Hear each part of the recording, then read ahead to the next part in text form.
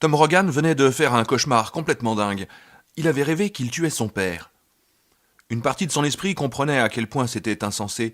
Son père était mort alors que Tom était au cours moyen. Euh, Mort n'était peut-être pas le terme exact. C'était suicidé aurait mieux convenu. Ralph Rogan s'était concocté un cocktail à base de gin et de soude caustique. Le gin pour la route, sans doute. Tom s'était retrouvé avec la responsabilité nominale de son frère et de ses sœurs et avait commencé à tâter du fouet si quelque chose allait de travers. Il ne pouvait donc pas avoir tué son père, sauf qu'il s'était vu, dans ce rêve abominable, tenant un objet qui ressemblait à une poignée inoffensive à la hauteur du cou de son père. Poignée pas si inoffensive que cela, cependant. Elle se terminait par un bouton qu'il suffisait de pousser pour qu'en jaillisse une lame, laquelle se ficherait dans la gorge de son père. Ne t'inquiète pas, papa, jamais je ne ferai un truc pareil, dit-il dans son rêve, juste avant que son doigt appuie sur le bouton. La lame bondit, son père dormait. Ses yeux s'ouvrirent et restèrent fixés au plafond, sa mâchoire tomba et il sortit un gargouillis sanglant de sa bouche. Papa, c'est pas moi qui l'ai fait, cria son esprit. C'est quelqu'un d'autre. Il se débattit pour se réveiller, mais n'y arriva pas. Le mieux qu'il avait à faire était de se glisser dans un nouveau rêve, ce qui ne se révéla pas une réussite. Dans cet autre cauchemar, il pataugeait péniblement dans un long tunnel noir. Ses couilles lui faisaient mal et son visage, couvert d'égratignures, le picotait. Il n'était pas seul, mais les autres se réduisaient à des formes vagues. Peu importait, de toute façon, n'importait que les mômes devant. Il devait payer. Il fallait les fouetter, les punir. Quel que fût ce purgatoire, il empestait. De l'eau goûtait dans un écho démultiplié de plic-ploc. Son pantalon et ses chaussures étaient trempés. Ces sales petits morpions se trouvaient quelque part dans ce labyrinthe de tunnels, et peut-être s'imaginait-il que Henri, que Tom et ses amis se perdraient, mais la plaisanterie se retournerait contre eux. Un bon haha pour toi, car il y avait un autre ami, oh oui, un ami spécial, lequel avait balisé le chemin qu'il devait emprunter avec des ballons lunes, des machins trucs choses, gros et ronds et éclairés du dedans, on ne savait pas très bien comment, répandant une lueur comme celle des antiques becs de gaz des rues. Il flottait à chaque intersection, avec sur un côté une flèche dessinée indiquant l'embranchement du tunnel que lui et le roteur et Victor et ses amis invisibles devaient prendre. Et c'était le bon chemin. Oh oui. Il entendait les autres avancer devant. L'écho de l'eau éclaboussée lui parvenait, ainsi que le murmure déformé de leur voix. Il se rapprochait, il gagnait du terrain. Et lorsqu'il les rattraperait, Tom baissa les yeux et vit qu'il tenait toujours le cran d'arrêt à la main. Il fut saisi de terreur pendant un instant. C'était comme dans l'une de ces folles expériences astrales dont on lit parfois les récits dans la presse à sensation, expériences dans lesquelles l'esprit quitte le corps pour entrer dans celui de quelqu'un d'autre. D'ailleurs, la forme de son corps lui semblait différente, comme s'il n'était pas Tom, mais Henri, quelqu'un d'autre, de plus jeune que lui. Il commença à se débattre pour échapper à ce rêve, pris de panique, mais alors une voix s'adressa à lui, apaisante, dans un murmure. Peu importe quand cela se passe, et peu importe qui tu es. Une seule chose importe. Beverly est là, devant. Beverly est avec eux, mon brave ami. Et tu sais quoi? Elle a fait bien pire, bien foutrement pire que de fumer en cachette. Tu sais quoi? Elle s'est fait baiser par son vieil ami Bill Denbrough. Exactement, mon vieux. Et elle et cette espèce de cinglé de bègue, ils se sont... C'est un mensonge, voulut-il crier. Elle n'aurait pas osé. Mais il savait bien que ce n'en était pas un. Elle avait pris une ceinture et elle lui avait filé un coup de pied dans les... donné un coup dans les couilles, après quoi elle s'était enfuie et elle l'avait trompé. Cette espèce de petite pute, de groseille à maquereau l'avait trompé. Et oh, bons amis et voisins, elle allait recevoir la torgnole des torgnoles. Elle tout d'abord, et ensuite ce Denbrough, son copain qui écrivait des romans. Et tous ceux qui se mettraient sur son chemin y auraient droit aussi. Il accéléra le pas, en dépit de sa respiration de plus en plus haletante. Un peu plus loin devant lui, il apercevait un autre globe lumineux dansant dans l'obscurité, un autre ballon lune. Il entendait la voix de ceux qui étaient devant lui, et le fait que ce soit des voix d'enfants ne le gênait plus. Comme lui avait dit la voix, peu importait où, quand et qui, Beverly se trouvait là, et mes bons amis et voisins... Allez les gars, maniez-vous le cul, dit-il, et même le fait que sa voix fût celle d'un jeune garçon n'avait pas d'importance. Puis, comme il approchait du ballon lune, il regarda autour de lui et vit ses compagnons pour la première fois. Ils étaient morts tous les deux.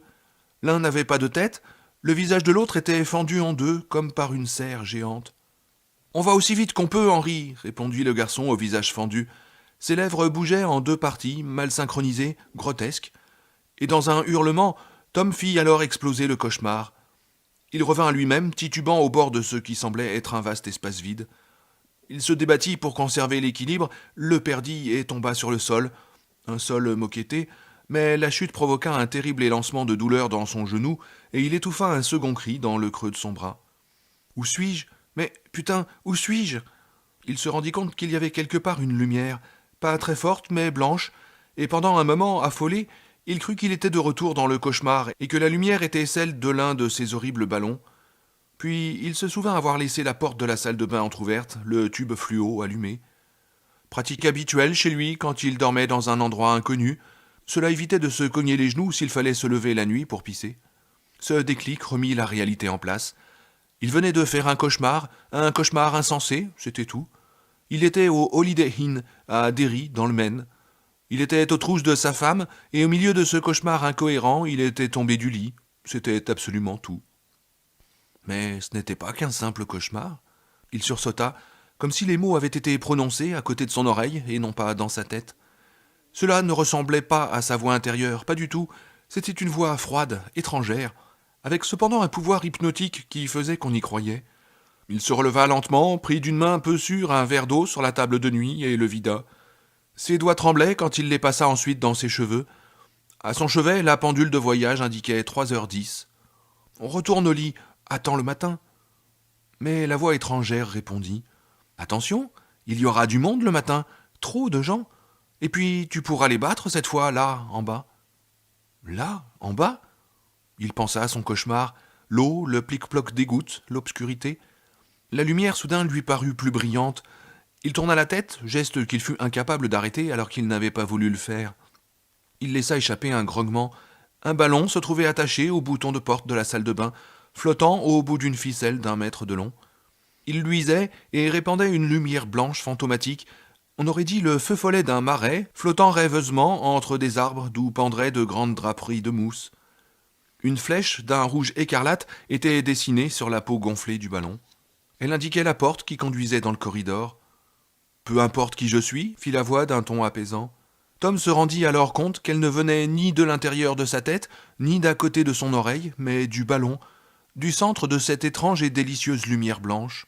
« Ce qui importe est que je vais veiller à ce que tout marche de manière à te satisfaire, Tom. Je veux que tu la vois recevoir le fouet. Je veux que tu les vois tous recevoir le fouet.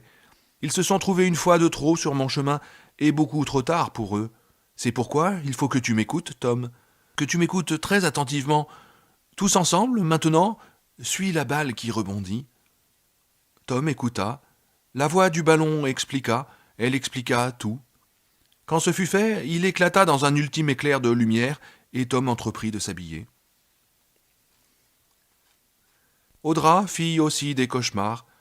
Elle s'éveilla en sursaut, se retrouvant assise toute droite dans le lit, le drap à la hauteur de la taille, ses petits seins bougeant au rythme précipité de sa respiration. Comme pour Tom, ses rêves avaient été un micmac pénible. Comme lui, elle avait eu l'impression d'être quelqu'un d'autre, ou plutôt que sa propre conscience avait été déposée, et en partie submergée, dans un autre corps et un autre esprit. Elle s'était retrouvée dans un lieu obscur avec un certain nombre de personnes autour d'elle, conscientes d'une oppressante sensation de danger. Ces personnes s'enfonçaient délibérément vers ce qui les menaçait, et elle voulait leur crier d'arrêter, leur expliquer ce qui se passait, mais celle avec laquelle elle se confondait semblait le savoir et croire que c'était nécessaire. Elle avait également conscience que ces gens étaient poursuivis et que peu à peu leurs poursuivants gagnaient du terrain. Bill s'était aussi trouvé dans le rêve, mais sans doute ce qu'il lui avait raconté sur son enfance oubliée devait-il être présent dans l'esprit d'Audra, car elle l'avait vu petit garçon entre 10 et 12 ans. Il avait tous ses cheveux. Elle lui tenait la main et avait vaguement conscience qu'elle l'aimait énormément, que si elle acceptait de l'accompagner, c'est parce qu'elle était fermement convaincue qu'il les protégerait, elle et tous les autres, que Bill, le grand Bill, trouverait le moyen de les sortir de là et de les rendre à la lumière du jour. Mais elle était terrifiée au-delà de tout. Ils arrivèrent à un embranchement de plusieurs tunnels, et Bill s'immobilisa, les regardant les uns après les autres. Celui qui avait un bras dans le plâtre, ce plâtre faisait une lueur spectrale dans l'obscurité, parla. « Celui-là, Bill, celui du fond !» T'en es sûr? Oui. Et ainsi, ils avaient pris cette direction et étaient arrivés à une minuscule porte de bois qui ne faisait pas plus d'un mètre de haut, du genre de celle que l'on décrit dans les contes de fées, une porte avec une marque dessus. Elle n'arrivait pas à se souvenir de ce qu'elle représentait, rune ou symbole étrange, mais sa terreur avait alors atteint un point culminant, et elle s'était arrachée à cet autre corps, à ce corps de fillette, qui ou quel, Beverly, eût été. Et c'est ainsi qu'elle s'était réveillée dans un lit inconnu, en sueur, les yeux grands ouverts, haletant comme si elle venait de courir à 1 000 mètres. Elle porta les mains à ses jambes, s'attendant presque à les trouver froides et humides à cause de l'eau dans laquelle elle pataugeait dans son rêve, mais elles étaient sèches. S'ensuivit un moment de désorientation. Elle n'était ni à leur domicile de Topanga Canyon, ni dans leur maison de location de Fleet. Elle n'était nulle part, dans les limbes meublées d'un lit, d'une penderie, de 2 chaises et d'une télé. Oh, mon Dieu! Mais voyons, Audra! Elle se frotta méchamment le visage des mains, et l'écœurante sensation de vertige mental s'atténua. Elle se trouvait à Derry, dans le Maine, la ville dans laquelle son époux avait vécu une enfance dont il prétendait ne garder aucun souvenir. Un endroit qui ne lui était ni familier, ni même particulièrement agréable, mais qui au moins lui était connu. Elle y était parce que Bill s'y trouvait, et elle le verrait demain au Derryton House. Quelle que fût la chose terrible qui se passait ici, quelle que fût la signification de l'apparition des cicatrices sur ses mains, ils y feraient face ensemble. Elle l'appellerait, lui dirait qu'elle était ici et le rejoindrait. Après quoi, eh bien, en réalité, elle n'avait aucune idée de ce qui viendrait après. Le vertige, la sensation d'être dans un endroit qui était nulle part, la menaçait de nouveau. À 19 ans, elle avait participé à une tournée théâtrale avec une compagnie minable qui visitait les bleds perdus pour 40 représentations d'une production qu'il valait mieux oublier d'Arsenic et Vieille Dentelle. Tout ça en 47 jours qui n'avaient rien eu de drôle.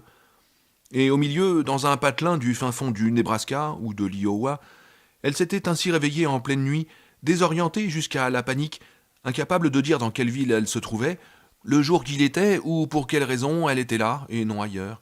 Même son nom lui avait paru irréel. Cette sensation était de retour. Ses mauvais rêves l'avaient poursuivie jusque dans la veille, et elle éprouvait un flottement terrorisé, cauchemardesque. La ville paraissait s'être enroulée sur elle-même comme un python. Elle le sentait, et c'était une sensation qui ne lui procurait aucun bien. Elle se prit à regretter de ne pas avoir suivi le conseil de Freddy, resté en dehors de tout cela. Elle se concentra sur Bill, s'accrochant à cette représentation de lui, comme une noyée s'accrocherait à un espar, une bouée de sauvetage ou n'importe quoi. Nous flottons tous, là, en bas, Audra, pourvu que ça flotte. Un frisson glacé la secoua, et elle croisa les bras sur sa poitrine nue. Elle vit la chair de poule cheminer sur sa peau.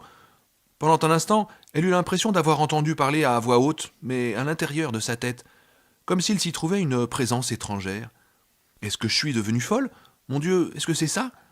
Non, lui répondit son esprit. Simple désorientation, décalage horaire, inquiétude pour Bill. Personne ne parle dans ta tête, personne. Nous flottons tous là, en bas, Audra, dit une voix depuis la salle de bain. Une vraie voix, aussi réelle qu'une maison, réelle et sournoise. Sournoise, immonde et diabolique. Tu flotteras, toi aussi? La voix émit un petit rire pulpeux qui descendit dans les graves et finit par sonner comme des bulles crevant dans un tuyau de vidange bouché. Audra poussa un cri, puis pressa les mains contre sa bouche. Non, j'ai pas entendu ça. Elle avait parlé tout haut, défiant la voix de la contredire. Mais la pièce resta silencieuse. Quelque part au loin, un train siffla dans la nuit. Elle éprouva soudain un tel besoin d'être auprès de Bill qu'il lui parut impossible d'attendre le jour. Elle était dans une chambre de motel standardisée, semblable exactement aux 39 autres qu'il comportait, mais tout d'un coup ce fut trop. Tout. Quand on commence à entendre des voix, c'est trop. Trop angoissant. Elle avait l'impression de glisser à nouveau vers le cauchemar auquel elle venait de s'arracher. Elle se sentait terrifiée et abominablement seule. C'est pire que cela, pensa-t-elle. J'ai l'impression d'être morte. Soudain, son cœur sauta 2 battements dans sa poitrine, la faisant octer et tousser de peur. Elle connut un instant de pure claustrophobie à l'intérieur de son propre corps et se demanda si, après tout, toutes ces terreurs n'auraient pas une origine stupidement physique. Peut-être allait-elle avoir une attaque cardiaque, ou celle-ci avait-elle déjà commencé? Son cœur retrouva, non sans peine, un rythme normal. Audra alluma la lampe de chevet et consulta sa montre. 3h12. Il devait dormir, mais maintenant ça n'avait plus d'importance pour elle. Rien n'en avait, sinon entendre sa voix. Elle voulait finir la nuit avec lui. S'il se trouvait à côté d'elle, sa toquante finirait par se synchroniser avec la sienne et par se calmer. Les cauchemars seraient tenus en respect. Aux autres, il vendait des cauchemars dans ses bouquins, c'était son business. Mais à elle, il ne lui avait jamais donné que la paix de l'âme. En dehors de cette étrange pépite froide, enfouie dans son imagination, il ne semblait être fait que pour répandre ce sentiment de paix. Elle saisit les pages jaunes, trouva le numéro du Derrytown House et le composa. Derrytown House, bonjour. S'il vous plaît, pouvez-vous me passer la chambre de monsieur Denbrou, monsieur William Denbrou? Il reçoit donc jamais d'appel dans la journée, ce type, grommela le réceptionniste. Mais avant qu'elle ait pu lui demander ce qu'il pouvait dire par là, l'homme avait fait le branchement. Le téléphone sonna 1, 2, 3 fois. Elle l'imaginait enfouie sous les couvertures, seul le sommet du crâne dépassant. Elle imaginait sa main cherchant le téléphone à tâtons. Elle l'avait déjà vu faire une fois, et un sourire ému s'esquissa sur ses lèvres.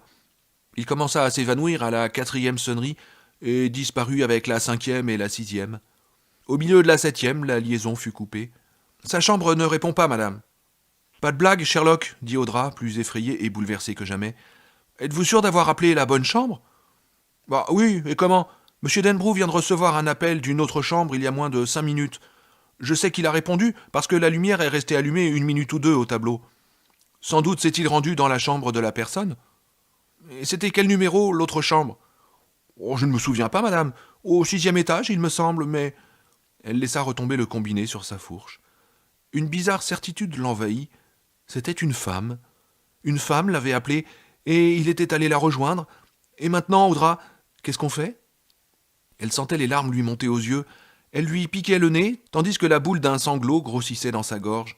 Pas de colère, du moins pas encore, rien qu'un sentiment atroce de perte, de déréliction.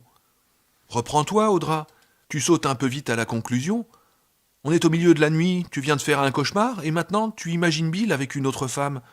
Ce n'est pas forcément la bonne explication. Tu vas commencer par t'asseoir, de toute façon tu ne pourrais pas te rendormir, et finir le roman que tu as amené pour lire dans l'avion. Tu te souviens de ce que dit Bill ? La drogue la plus suave, le livralium.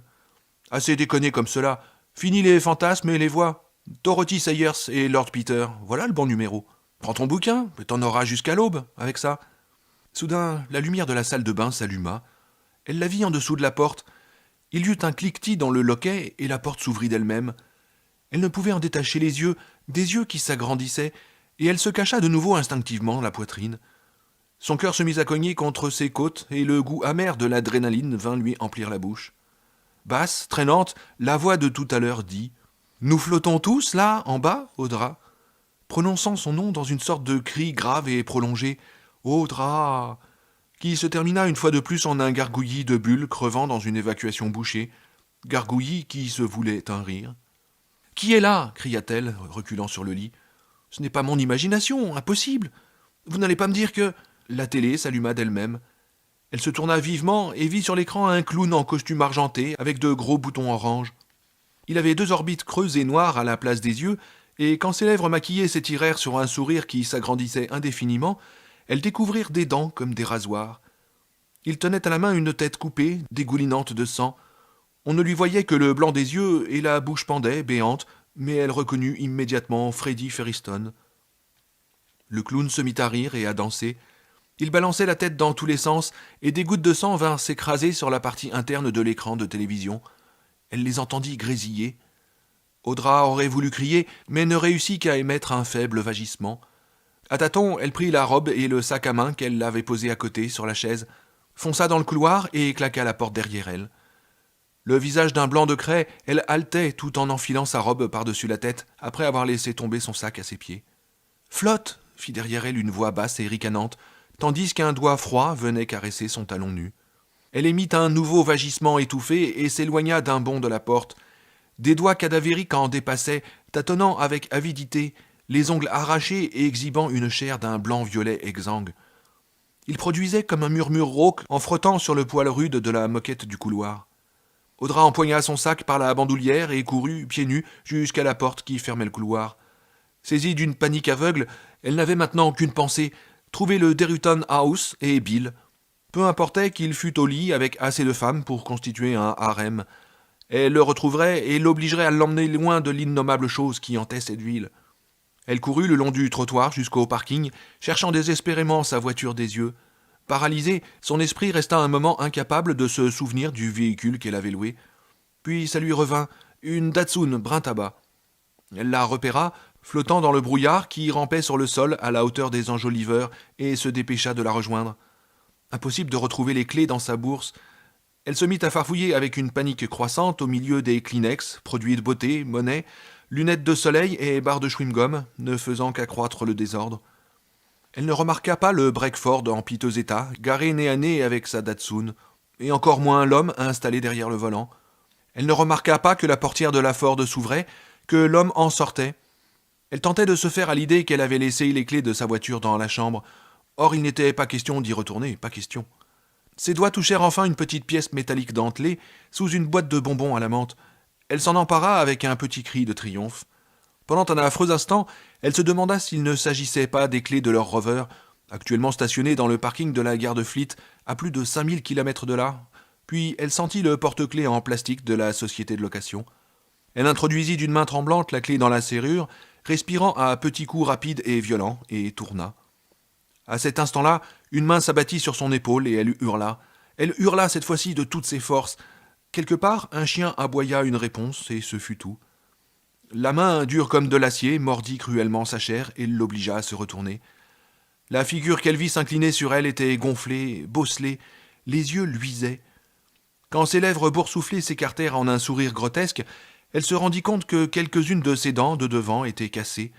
Les chicots déchiquetés donnaient une impression de sauvagerie. Elle essaya de parler et en fut incapable. La main serra plus fort, s'enfonçant davantage. « Est-ce que je ne vous ai pas vu dans des films » murmura Tom Brogan.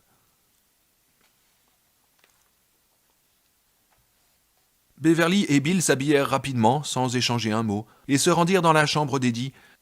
Tandis qu'ils s'approchaient de l'ascenseur, ils entendirent une sonnerie de téléphone derrière eux. Un son étouffé comme venu d'ailleurs. « Ce n'est pas chez toi, Bill » demanda Beverly. « C'est possible. L'un des autres qui appelle, peut-être. » Il appuya sur le bouton. Blême, tendu, Eddie leur ouvrit la porte. Son bras gauche faisait un angle à la fois particulier et étrangement évocateur de l'ancien temps. « Ça va, dit-il, j'ai pris 2 d'Arvon.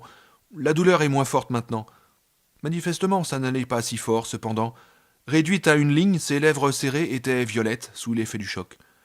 Bill regarda derrière lui et vit le corps allongé sur le sol. Un coup d'œil lui suffit pour en tirer 2 conclusions. Il s'agissait bien de Henry Bowers, et il était mort. Il alla s'agenouiller à côté du cadavre.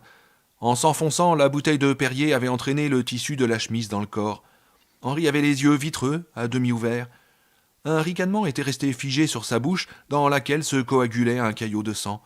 Ses mains étaient comme des griffes.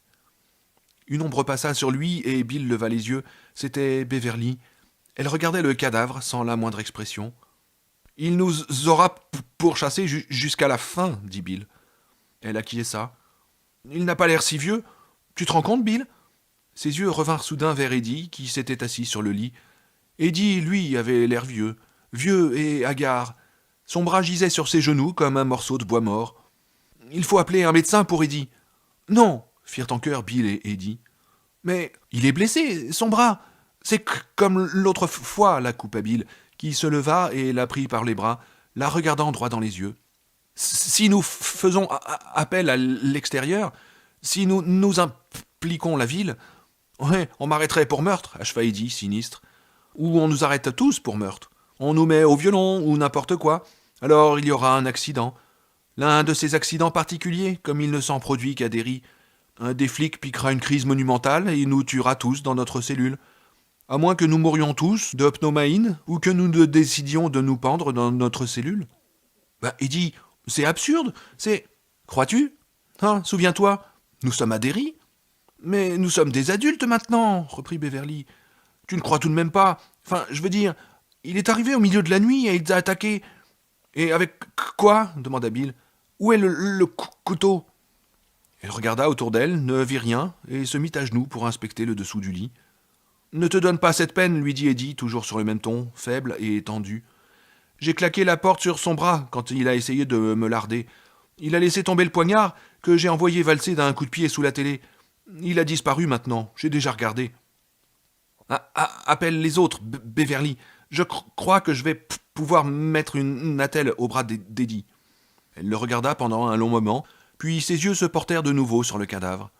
Elle dut admettre que le tableau raconterait une histoire parfaitement cohérente pour tout flic doté d'un peu de cervelle.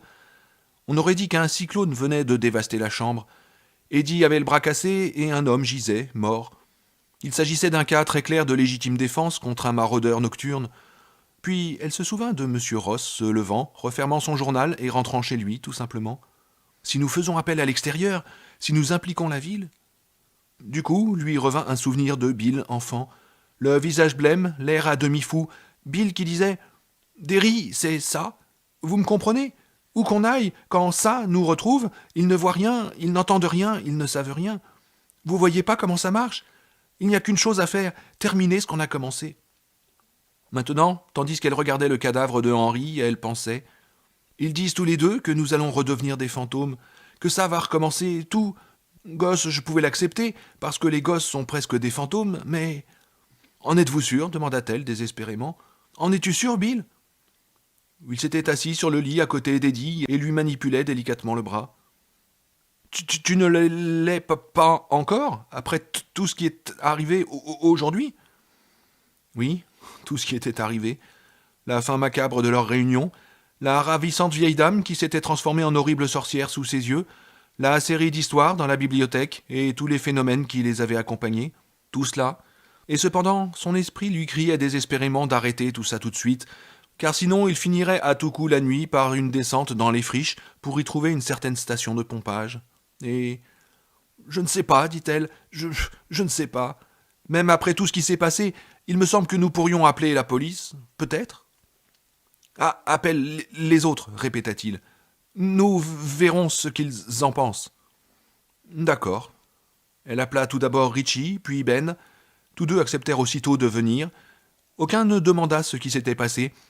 Elle trouva le numéro de téléphone de Mike dans l'annuaire et le composa. Il n'y eut pas de réponse.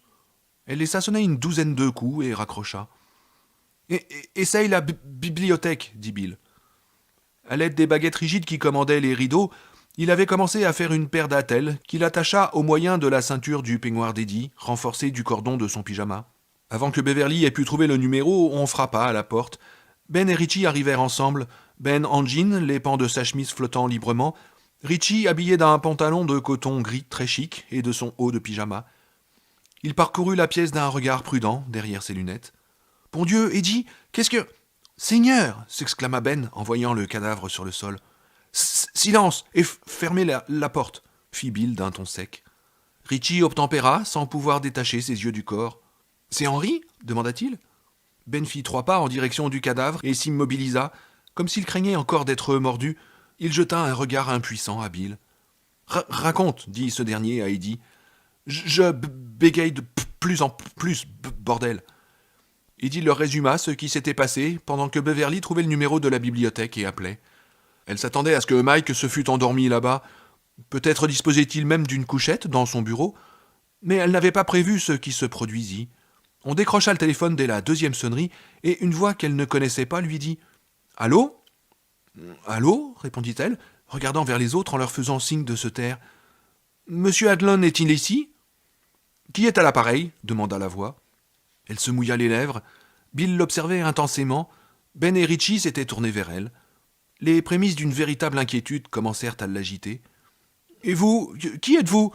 Vous n'êtes pas Monsieur Hanlon ?»« Andrew Radmacher, chef de la police de Derry, » répondit la voix. « Monsieur Hanlon se trouve en ce moment même à l'hôpital de la ville. Il a été attaqué et grièvement blessé il y a de cela peu de temps. Maintenant, qui êtes-vous, s'il vous plaît ? Donnez-moi votre nom. » Mais c'est à peine si elle entendit les 2 dernières phrases du policier. Des ondes de choc la parcouraient, lui donnaient le vertige, la jetaient hors d'elle-même. Les muscles de son ventre, de ses bras, de ses jambes devinrent ramollis, engourdis, et elle pensa avec détachement « Ce doit être ce qui arrive lorsque les gens ont tellement peur qu'ils mouillent leurs pantalons. Évidemment, on perd tout simplement le contrôle de ses muscles. »« Grièvement ? C'est quoi grièvement ?» s'entendit-elle demander d'une voix en papier pelure. Puis Bill fut à côté d'elle. Il posa une main sur son épaule et il y eut Ben, il y eut Richie, et elle éprouva un élan de gratitude pour eux. De sa main libre, elle prit celle de Bill, Richie posa une main sur celle de Bill et Ben la sienne sur celle de Richie. Eddie les avait rejoints et en fit autant. « Votre nom, s'il vous plaît » reprit Radmacher d'un ton autoritaire, et pendant un instant, la petite poltronne habile à parer les coups qui étaient en elle, celle qui avait été fabriquée par son père et entretenue par son mari, fut sur le point de répondre la vérité. « Je crains de ne pas pouvoir vous le dire, enfin, pas encore. »« Mais que savez-vous de ce qui s'est passé, madame ?»« Mais rien, dit-elle, choquée. Qu'est-ce qui vous fait penser que je sais quelque chose, Seigneur Dieu ?»« Mais vous avez sans doute l'habitude de téléphoner à la bibliothèque tous les matins, vers 3h30 ?» rétorqua Radmacher. « Gardez vos conneries pour vous, ma petite dame. Il s'agit d'agression avec voie de fait, et il s'agira peut-être de meurtre d'ici l'aube. Je vous le demande encore une fois, qui êtes-vous au juste ?» Elle ferma les yeux, étreignit la main de Bill de toutes ses forces et répéta sa question. « Il risque de mourir ? Vous ne dites pas cela simplement pour me faire peur. Il pourrait vraiment mourir ? Je vous en prie, dites-moi la vérité. » « La vérité, je vous l'ai dite, madame, il est grièvement blessé. Cela devrait suffire à vous faire peur, il me semble. Et maintenant, je veux savoir qui vous êtes et comment se fait-il ?» Mais comme dans un rêve, elle vit sa main flotter dans l'espace et reposer le combiné sur l'appareil. Elle regarda en direction de Henri et ressentit un choc aussi aigu que la claque d'une main glacée. Le bon œil de Henri s'était à demi fermé. De l'autre, celui qui était crevé, s'écoulait toujours un liquide gluant. On aurait dit que Henri lui adressait un clin d'œil. Richie appela l'hôpital. Bill conduisit Beverly jusqu'au lit où elle s'assit à côté d'Eddie, les yeux perdus dans le vide. Elle crut qu'elle allait pleurer, mais les larmes ne vinrent pas. Pour l'instant, une seule chose l'affectait avec force, la présence du cadavre de Henri. Si seulement quelqu'un avait pu le recouvrir, cet air de cligner de l'œil était atroce. Pendant 2 minutes bouffonnes, Richie devint un journaliste du Daily News. Il avait cru comprendre que M. Hanlon, bibliothécaire en chef de la bibliothèque municipale, avait été agressé alors qu'il travaillait tard. L'hôpital pouvait-il lui donner des informations sur son état ? Richie écouta la réponse, hochant la tête. « Oh, je comprends, monsieur Kerpaskian. Votre nom s'écrit-il avec 1 ou 2 K ? Ah, ok, d'accord. Et vous êtes ?» Il écouta encore, tellement pris au jeu qu'il bougeait une main, comme s'il écrivait quelque chose sur un bloc. « Oui, je comprends. Eh bien, en général, dans des cas comme celui-ci, nous vous citons comme une source bien informée. Ensuite, plus tard, nous pouvons... Oui, exact. » Richie rit de bon cœur et essuya la transpiration qui lui coulait sur le front. Il écouta de nouveau. « D'accord, monsieur Kerspakian. Oui, je l'ai bien pris. K-E-R-S-P-A-K-I-N. C'est juif d'origine tchèque, n'est-ce pas ? Ah, vraiment, c'est peu courant. Oui, je le ferai. Bonne nuit, merci. » Il raccrocha et ferma les yeux. « Seigneur Jésus !» s'écria-t-il d'une voix grave et rauque. « Seigneur !» Il mima le geste de balayer le téléphone de la table, puis laissa retomber sa main, avant d'enlever ses lunettes et de les essuyer avec sa veste de pyjama. « Il est en vie, mais son état est très sérieux, dit-il aux autres. Henri l'a découpé comme une dinde de Noël, et l'un des coups lui a ouvert l'artère fémorale. Il a perdu tout ce qu'un homme peut perdre de sang en restant tout de même en vie. Mike a réussi à se poser une sorte de garrot, sans quoi il n'aurait trouvé qu'un cadavre en arrivant. » Beverly se mit à pleurer. Pleurer comme une enfant, les 2 mains sur le visage. Pendant quelques instants, ses sanglots et la respiration rapide et sifflante d'Eddie furent les seuls bruits dans la chambre. « Mike n'est pas le seul à avoir été découpé comme une dinde de Noël, » finit par dire Eddie. « Henri avait l'air d'être passé dans un moulin à légumes quand il s'est pointé. Veux-tu toujours appeler la police, Beverly ?» Il y avait bien des Kleenex sur la table de nuit, mais le Perrier les avait transformés en une masse détrempée et informe. Elle se rendit dans la salle de bain, décrivant un grand cercle autour du cadavre, prit une serviette qu'elle imbiba d'eau fraîche et se la passa sur son visage gonflé. L'impression était délicieuse. Elle sentait qu'elle pouvait penser de nouveau de manière cohérente, pas rationnelle, non, mais cohérente. Elle éprouva la certitude soudaine qu'ils couraient à leur perte si jamais ils voulaient penser les choses rationnellement au stade où ils en étaient. Ce flic, Radmacher, il s'était montré soupçonneux ? Pourquoi pas ? Était-il normal d'appeler une bibliothèque à 3h30 du matin ? Il avait supposé qu'elle savait quelque chose de pas net, et qu'allait-il supposer si jamais il apprenait qu'elle l'avait appelé depuis une pièce dans laquelle gisait un cadavre, le goulot d'une bouteille de Perrier dépassant de son estomac ? Qu'elle et 4 autres étrangers étaient justement arrivés la veille en ville pour une petite réunion au moment où ce type venait y faire un petit tour. Avalerait-elle une telle histoire si quelqu'un d'autre la lui racontait ? Qui la goberait ? Bien entendu, ils pouvaient toujours conforter leur version des faits en précisant qu'ils étaient venus achever le monstre qui hantait les égouts de la ville. Voilà qui ne manquerait pas d'ajouter une note d'un réalisme abrasif. Elle sortit de la salle de bain et regarda Bill. Non, dit-elle, pas question d'appeler la police. Je pense qu'Eddie a raison. Quelque chose risque de nous arriver, quelque chose de définitif. Mais ce n'est pas la seule raison. Elle regarda les 4 autres. Nous avons juré, leur rappela-t-elle. Nous avons juré, le frère de Bill, Stan, tous les autres. Et maintenant, Mike. Je suis prête, Bill. Bill regarda Ben, Richie et Eddie. Richie acquiesça. D'accord, grand Bill, essayons. Le moment est pourtant mal choisi, objecta Ben. Nous ne sommes plus que 5 maintenant. Bill ne dit rien. D'accord, reprit Ben. Elle a raison. Nous avons juré. Et Eddie demanda Bill. Eddie eut un faible sourire. Je parie que je vais encore descendre cette foutue échelle sur ton dos, hein? Si elle est toujours là, bien sûr. L'avantage, c'est qu'il n'y aura personne pour nous lancer des cailloux cette fois, remarqua Beverly. Ils sont morts, tous les 3. Et est-ce qu'on y va tout de suite, Bill demanda Richie. Oui, je pense qu'il est temps. Puis-je dire quelque chose intervint soudain Ben. Ce que tu veux, répondit Bill, esquissant un sourire. Vous avez été tous les meilleurs amis que j'ai jamais eus, dit alors Ben. Indépendamment de la manière dont on s'en sortira cette fois, je voulais simplement que vous le sachiez. Il les regarda les uns après les autres, et tous lui rendirent son regard, gravement. Je suis heureux de ne pas vous avoir oublié. Richie renifla, Beverly pouffa, puis tous éclatèrent de rire, se regardant comme autrefois, en dépit du fait que Mike était à l'hôpital, peut-être agonisant ou même déjà mort, en dépit du fait qu'Eddie avait, encore, un bras cassé, en dépit du fait que l'on était aux petites heures du matin. Tu as vraiment l'art de trouver les mots, meule de foin, dit Richie en s'essuyant les yeux. C'est lui qui aurait dû être l'écrivain, grand Bill. Et toujours souriant, Bill conclut.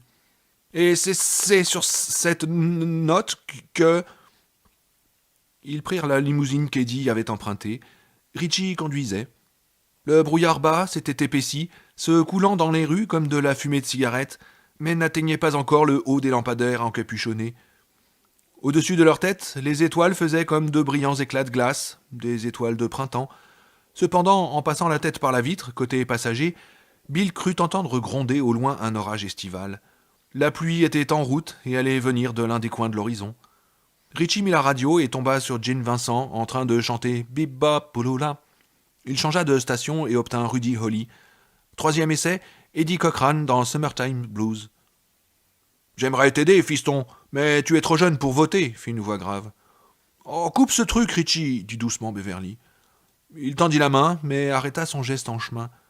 Restez à l'écoute pour d'autres succès du groupe Richie Tosier, les Clamsey & Co., le grand spectacle rock. Brailla la voix ricanante du clown au-dessus des rythmes et des accords d'Eddie Cochran. Touchez pas à ce bouton, restez à l'écoute du festival rock. Allez, les gars et les filles, allez, venez tous. On joue tous les grands tubes là en bas, tous les grands tubes. Et si vous ne me croyez pas, écoutez donc le disque jockey de service pour le tour de garde de nuit, le tour de garde qu'on appelle les cimetières, le disque jockey George Denbrough. Raconte-leur, Georgie. Et soudain, la voix du frère de Bill se mit à gémir dans la radio. Tu m'as envoyé dehors, et ça m'a tué. Je croyais qu'il était dans la cave, mais ça se tenait dans les égouts. Dans les égouts, et ça m'a tué. Tu as laissé ça me tuer, grand Bill. Tu as laissé ça. Richie coupa la radio d'un geste si violent que le bouton se détacha et alla rouler sur le tapis de sol. Le rock à la campagne, c'est vraiment le bagne, dit-il. Mais sa voix était loin d'être assurée. Bev a raison, on laisse tomber, d'accord ? Mais personne ne répondit. La figure de Bill était pâle, calme, réfléchie dans la lumière croissante et décroissante des lampadaires, et quand le tonnerre grommela de nouveau à l'ouest, tous l'entendirent. Le même vieux pont. Richie se gara à côté. Ils sortirent, allèrent s'appuyer au parapet, le même vieux parapet, et regardèrent en bas. Les mêmes vieilles friches. Au bout de 27 ans, elles paraissaient intactes.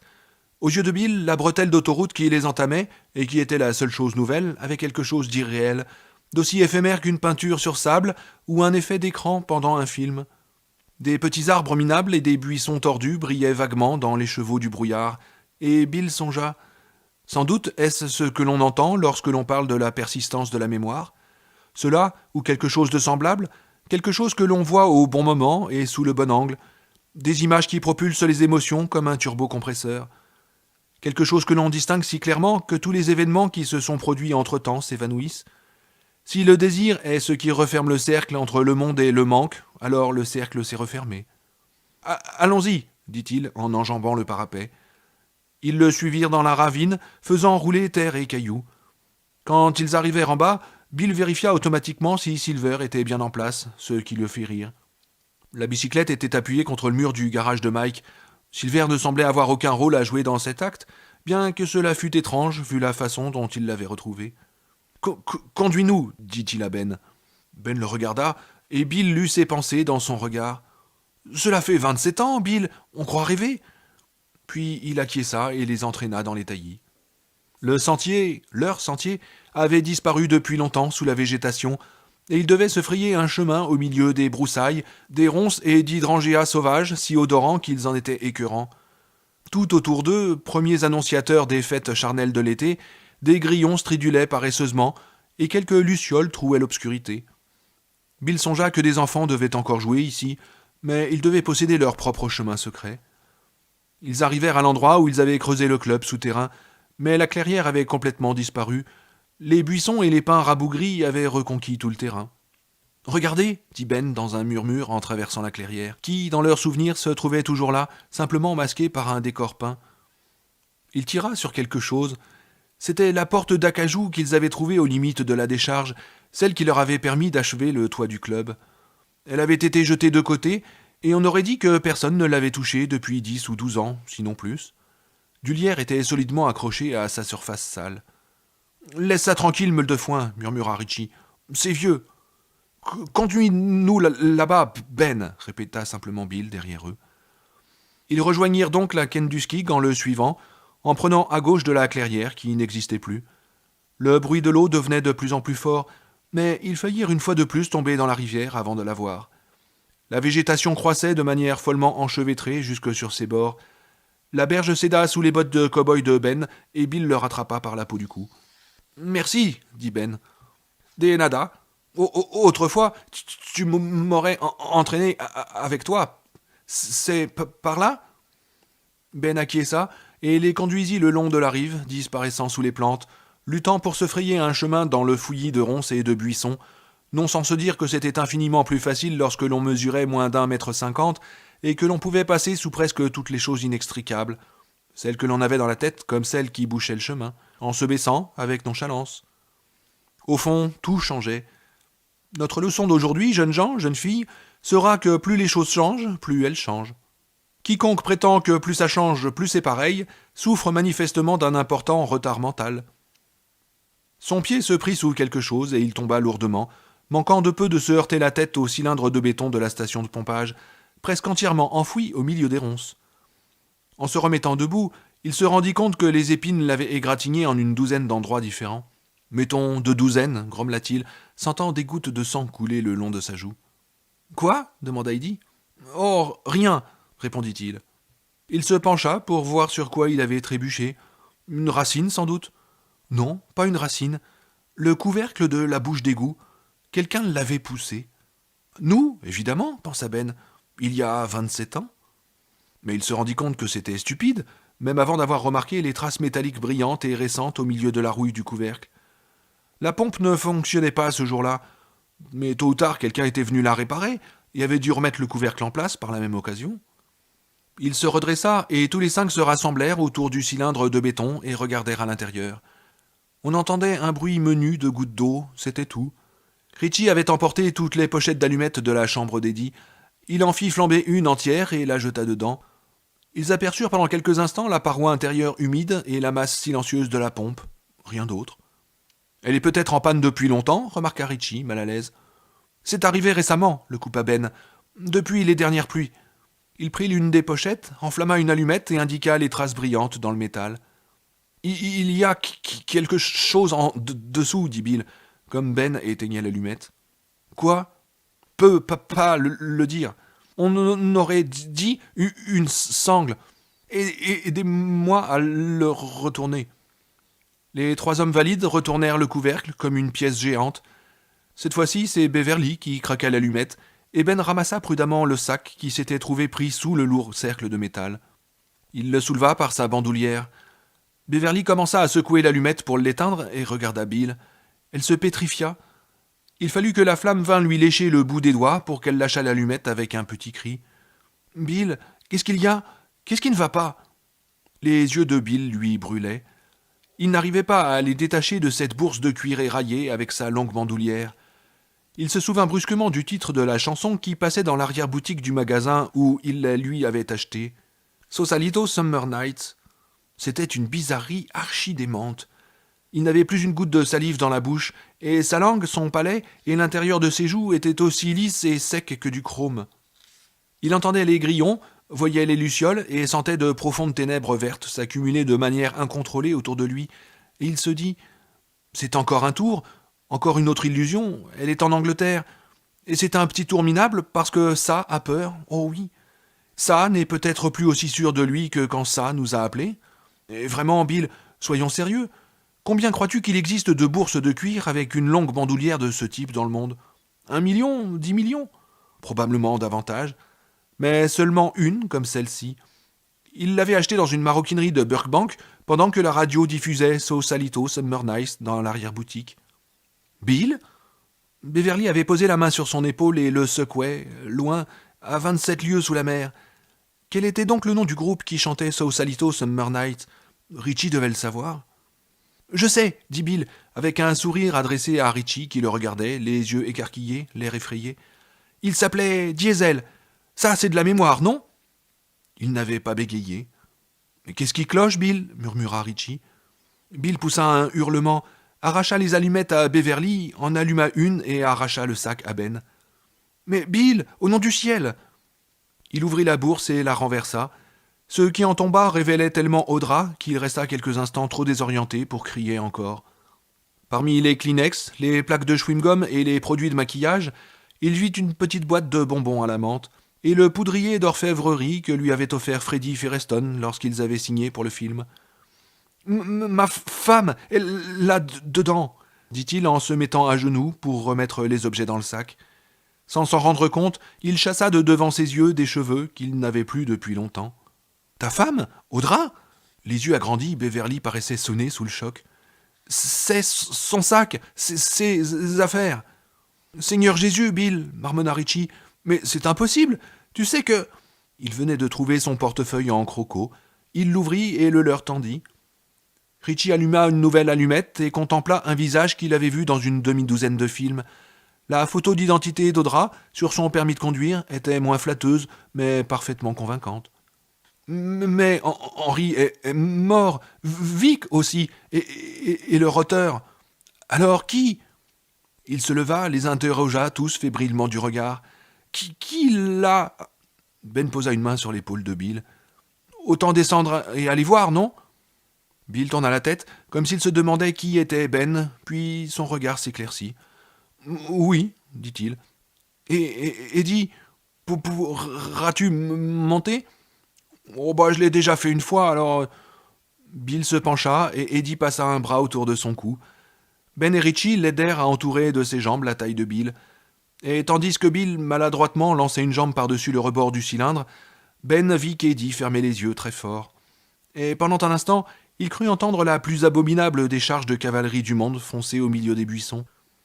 Il se tourna, s'attendant à voir l'affreux trio surgir du brouillard et des ronces, mais il n'entendit qu'un son, celui musical, des bambous qui frottaient les uns contre les autres à quelques centaines de mètres de là, dans la brise qui venait de se lever. Leurs anciens ennemis avaient disparu. Bill agrippa le rebord de béton et tâtonna du pied, trouva le premier barreau, puis les autres. Eddie l'étreignait de son bras droit, et c'est à peine s'il pouvait respirer. Son sac, Seigneur, comment son sac a-t-il pu atterrir ici? Peu importe, mais si tu existes, mon Dieu, et si tu écoutes les requêtes, fais qu'il ne lui soit fait aucun mal, qu'elle n'ait pas à souffrir des conséquences de ce que Bev et moi avons fait cette nuit, ou de ce que j'ai fait un certain été, quand j'étais petit garçon. Et si c'était le clown, si c'était le Bob Gray? Si oui, je me demande si Dieu lui-même peut lui venir en aide. « J'ai la trouille, Bill, » dit Eddie d'une petite voix. Du pied, Bill toucha l'eau froide et, immobile, il y pénétra, se souvenant de la sensation et de l'odeur nauséabonde, se souvenant de l'impression de claustrophobie qu'il avait ressentie là. Et au fait, que leur était-il arrivé? Comment s'en était-il sorti dans ces tunnels et ces boyaux? Où s'était-il exactement rendu et comment avait-il réussi à ressortir? Impossible de se rappeler quoi que ce soit.